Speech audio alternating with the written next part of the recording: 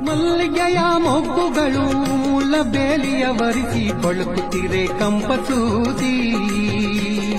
ನಗು ನಗುತ್ತಾ ನಮ್ಮೂರ ಹೆಣ್ಣುಗಳು ಬರುತ್ತಿರಲು ನಿಮ್ಮೂರ ಸಂತೆಗಾಗಿ.